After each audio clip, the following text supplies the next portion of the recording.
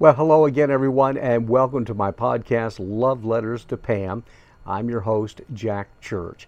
Now, we don't have the usual music open and all the fancy bells and whistles, so to speak, because we're actually doing this broadcast remotely on the beautiful central coast of California. Now, I'm on vacation and I was supposed to take a break from everything, but as I've been here for a couple of 3 days, I just felt that I needed to share with you a few observations that I've had. And who knows, maybe some of this will help you as you continue through your grief journey. Where I'm sitting right now is an absolutely gorgeous place. It's in San Luis Obispo County along the coastline here. The beautiful Pacific Ocean is the backdrop. And some wonderful friends of ours actually gifted me their home for about the next 10 days. This gets to be my home. Now, I should also say this area used to be our home for about, a total of 12 years. We lived here 3 or 4 times because Pam and I just simply loved it here. And I think our kids enjoyed living here as well. But it was the one place that always seemed to feel like home. And we always were moved to come back. And so when the opportunity came up for me to be able to come here for this 10-day visit, vacation, if you will, of course, I jumped right on it. Now, oftentimes people will say, well, don't you find it hard to take a vacation by yourself? And we've covered this in the past, but maybe you're new to the program and you haven't heard my reasoning for why I actually enjoy taking trips by myself. And the reason is, I still do all the things that Pam and I love to do. Of course, she's missing, and that's a big hole in the itinerary, but still I'm able to do things that I really, really enjoy. And of course, coming back here to the central coast of California has been nothing short of almost like a dream. And it's almost a bittersweet dream. And let me explain what I mean by that, and maybe you can relate. I've been back here to visit since I lost Pam over 2.5 years ago now. I've been back a couple of times and I've enjoyed those visits, but they've been pretty short in nature, just a couple of days. This time, however, I'm actually staying in and near the neighborhood where we lived a couple of times as well. And so I found today in particular, one of the things that we loved to do was almost nothing here. I'm going to tell you, this place was just a place for us where we found contentment.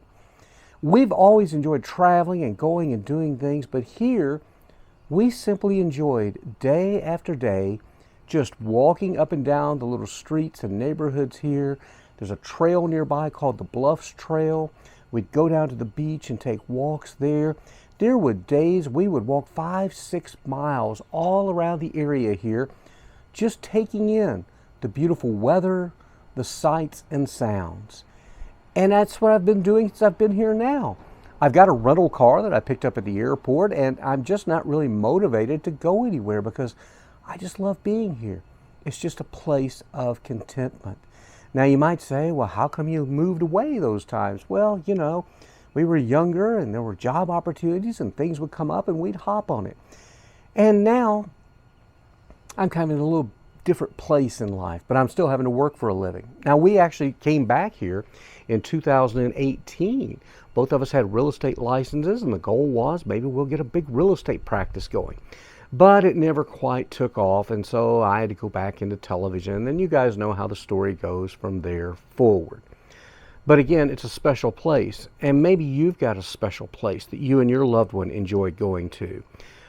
And I would tell you that it may be where you're sitting right now, and people have told you that maybe you should leave, and that's really going to be entirely up to you.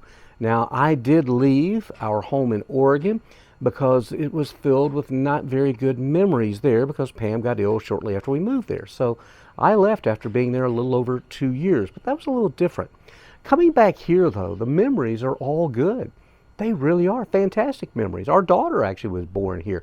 I walked past the little preschool that our son attended, and then later he attended a couple other schools here. We made him dizzy with all the schools. But wonderful memories here. And then today, I walked down to a little sandwich shop that when we were back here in 2018, it had just opened up. And I went inside, and it was the same sweet couple that was running the shop. And I ordered. They didn't remember me, of course, because that's been, 4 years ago now. But then as I sat down at the table, it hit me. I went, wow, first time I've been in here without Pam, ever. But you know what? I didn't get teary-eyed. I didn't get terribly sad. I had that sense of contentment and satisfaction that, no, this is good. And I ordered the sandwich that I always enjoyed there so much. And then I asked the young woman at the counter, it's a husband and wife that own it. And I remember we'd talked to them about, they like to be interested in looking for a house, and they were, but they never did. And I asked them, I said, you won't remember us, but I said, my wife and I had real estate licenses. We came here a few times, talked to you about houses. And she goes, I think I remember you. And then I gave her one of my podcast cards that has the picture of me and Pam on the front. I said, well, this is what I do now, because I said, Pam, she went to heaven. And of course she said, well, I'm so very sorry. And I said, it's okay. I said, it's just one of those things that happens in life. But I did share with her that this was a good place for me to be right now. And I said, I love being here in your little shop. And I said, it's just as good as I remember it. It's just missing Pam. And then I asked her, I said, by the way, did you ever buy a house? And she goes, oh no. She says, we just can't afford a house here. It's just so expensive. But they've still got their shop. And then that's what is kind of bittersweet in being here as well. I love being here.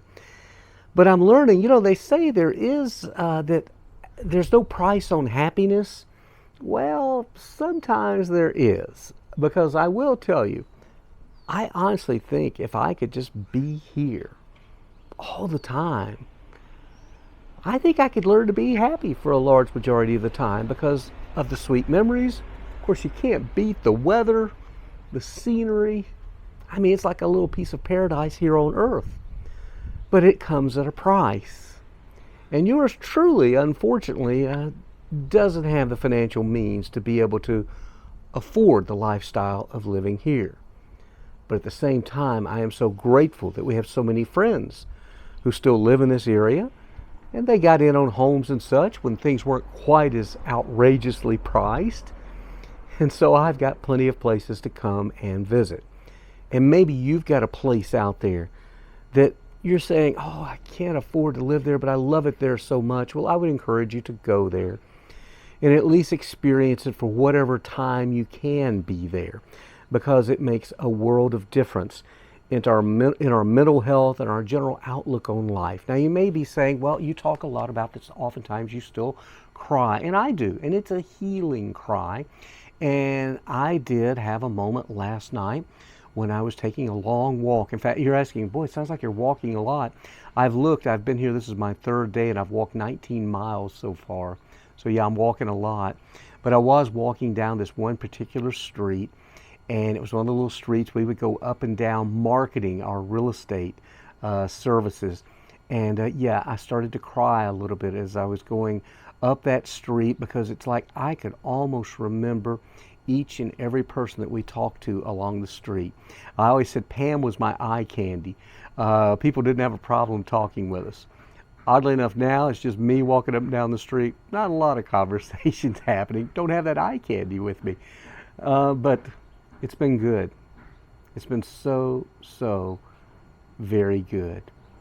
And so that's basically all I had to talk to you about today, is traveling down memory lane, traveling back to a place that I so dearly loved with my dear wife, Pam. I have no regrets in being here. I do have regrets that we ever moved away. But, the past is the past. And Pam was always good about that too. She always said, and it's an old saying, but she would tell it to me just to remind me. She'd go, if you keep looking in the rearview mirror, the view never changes. Look out front, the view is always changing. And it is for me. And I think I've got a few more changes that are coming up in my life, and that's probably going to be part of another podcast that I'll share with you at a later date. Well, again, I hope you're getting along and getting on, doing okay. Don't forget, too, we've got our Facebook page where you can connect with others who are experiencing different levels of grief. That, of course, you can find. It's called Love Letters to Pam, the Jack Church Show on Facebook. Also here on our YouTube channel, we have other videos besides grief support videos, but I put some of those here as well, just like I did with this one. And that, of course, is Traveling with Jack and Pam. And my email address, if you want to reach out, is thejackchurchshow@yahoo.com. Also, please keep leaving those comments when you download a podcast, if they'll allow you to review it. I really, really do appreciate it. And thank you to those of you that continue to be monthly contributors. As we always say, I'll love Pam forever and always. But more importantly, have a great day. Better yet, make it a better tomorrow. And bye now from my happy place, the Central Coast of California.